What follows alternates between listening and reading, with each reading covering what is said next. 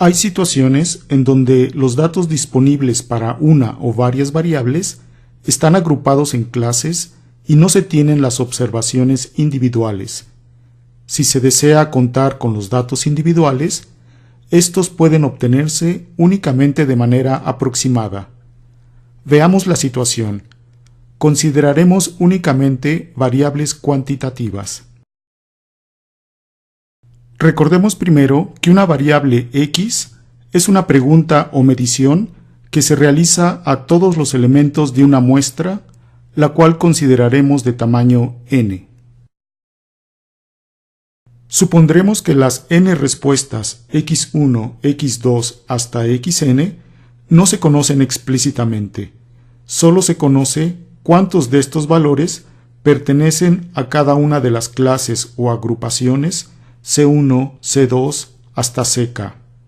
Es decir, los datos se encuentran agrupados en estas K clases. El problema es el siguiente. ¿Cómo recuperar los valores x1, x2 hasta xn a partir de las frecuencias de las clases? Veamos un ejemplo. Supongamos que nos interesa estudiar la variable edad en años cumplidos en una población de seres humanos. Definamos la clase de valores C1 como aquella que consta de las edades 0 a 15 y corresponde a la categoría niñez. La categoría C2 consta de las edades 16 a 39 y corresponde a la categoría juventud. Y finalmente, la clase C3, que consta de las edades 40 en adelante, y supongamos que esta clase corresponde a la categoría vejez. Como datos del problema, supongamos que la cardinalidad o número de elementos en la clase C1 es igual a 4. El número de observaciones en la clase C2 es, por ejemplo, 12, y finalmente tenemos 6 observaciones en la clase C3. Esto corresponde a un total de 22 observaciones.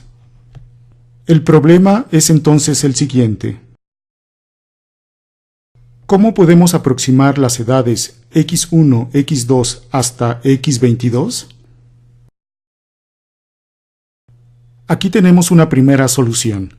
Se elige un dato representante de cada clase y se toma ese dato tantas veces como indica la frecuencia de la clase. Al dato representante escogido se le llama marca de clase. Veamos un ejemplo. Para una variable continua, si una clase de valores C está definida como el intervalo A, B, entonces una marca de clase puede tomarse como el punto medio del intervalo. Esto es el valor A más B sobre 2.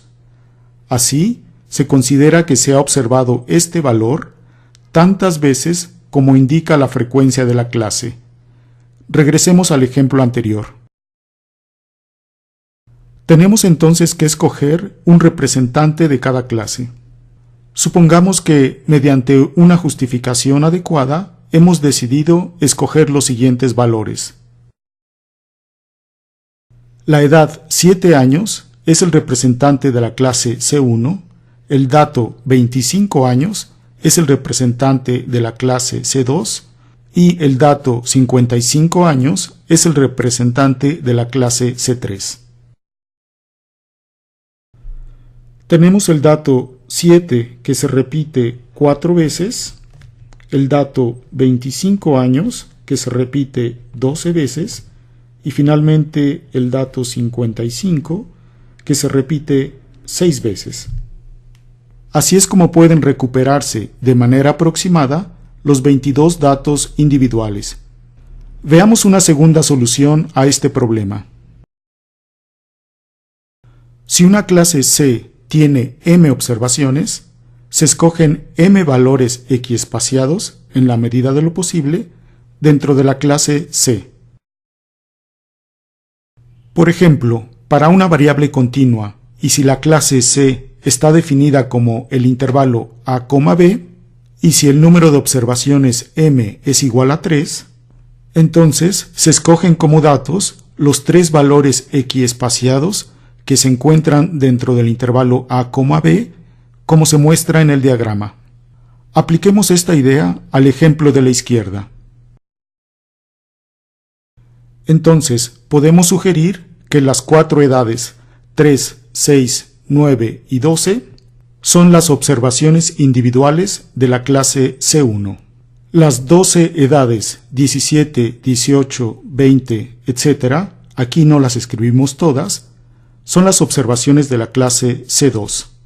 Y las edades 40, 50, 60, etc., son las 6 observaciones de la clase C3.